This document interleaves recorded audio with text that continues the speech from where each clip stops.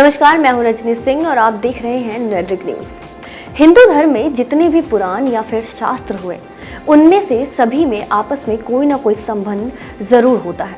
जो भी घटनाएं इन पुराणों या फिर शास्त्रों में बताई गई है, वो आपस में जुड़ी हुई है। चाहे वो विष्णु का राम अवतार लेना हो या फिर कृष्ण का गीता का ज्ञान। कई बार ऐसी भी घटनाओं का उल्लेख मिलता है जो घटी तो थी, लेकिन नियम के अनुसार वो लोगों की नजरों में अवैध हो सकती है, मगर फिर भी पौराणिक काल में इसकी इजाजत दी गई। एक ऐसी ही घटना है जब एक देवी ने अपने ही पुत्र से जवान होने पर शादी कर ली, लेकिन आज भी उनके रिश्तों को पूरा सम्मान मिलता है और पूजा जाता है। आखिर ऐसा क्या था कि एक माँ को अपने बेटे से शादी करनी पड़ी, और तो और उन्हें आज के समय में पूजा भी जाता है। ये बात दैविक काल की है, जब माता पार्वती शिव को पति रूप में पाने के लिए लगातार 3000 सालों तक तपस्या करती रहती है, लेकिन शिव अपनी तपस्या से बाहर नहीं आते।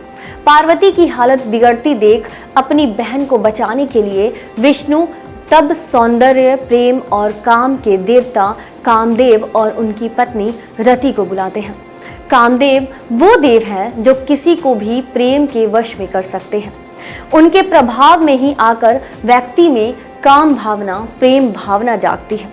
इसलिए विष्णु ने कामदेव रति को शिव की तपस्या भंग करने का आदेश दिया। कामदेव ने सहर्ष स्वीकार कर लिया था, लेकिन तब उन्हें ये नहीं पता था कि महादेव को माता पार्वती से मिलाने के लिए चलाया गया उनका बाण उन्हें हजारों सालों तक अपनी ही पत्नी से दूर कर देगा।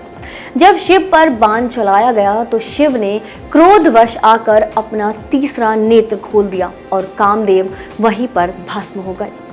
रति कामदेव को राख स्वरूप में देखकर विलाप करने लगी। तब महादेव ने रति को आशीर्वाद दिया कि द्वापर में कामदेव कृष्ण और रुक्मिणी के पुत्र के रूप में जन्म लेंगे और तब वो फिर से कामदेव को पति के रूप में पा सकती है। द्वापर युग में विष्णु ने जब कृष्ण रूप में जन्म लिया, तब माता लक्ष्मी ने भी रुक्मिणी के रूप में जन्म लिया और दोनों का एक पुत्र प्रद्युम्न का जन्म हुआ, जो असल में कामदेव के ही रूप थे।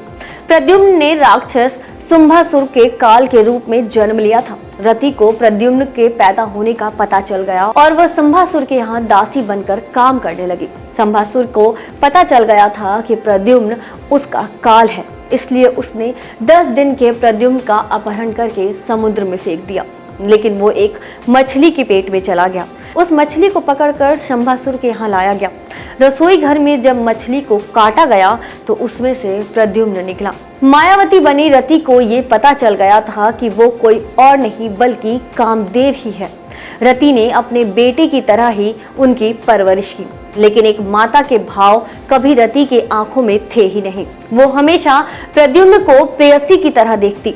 युवा होने पर प्रद्युम्न ने रति से जब इसका कारण पूछा तो रति ने कामदेव के पूर्व जन्म का पूरा वृत्तांत बताया, साथ ही ये भी कि उनका जन्म शुंभासुर का अंत करने के लिए हुआ है। अपना पूर्व जन्म याद करने के बाद प्रद्युम्न ने सहर्ष रति को अपनी पत्नी के रूप में स्वीकार कर लिया और शुंभासुर का वध करने के बाद वो द्वारका नगरी अपने पिता कृष्ण के पास पहुंचे, जहां बड़ी धूमधाम से रति और प्रद्युम्न का विवाह हुआ।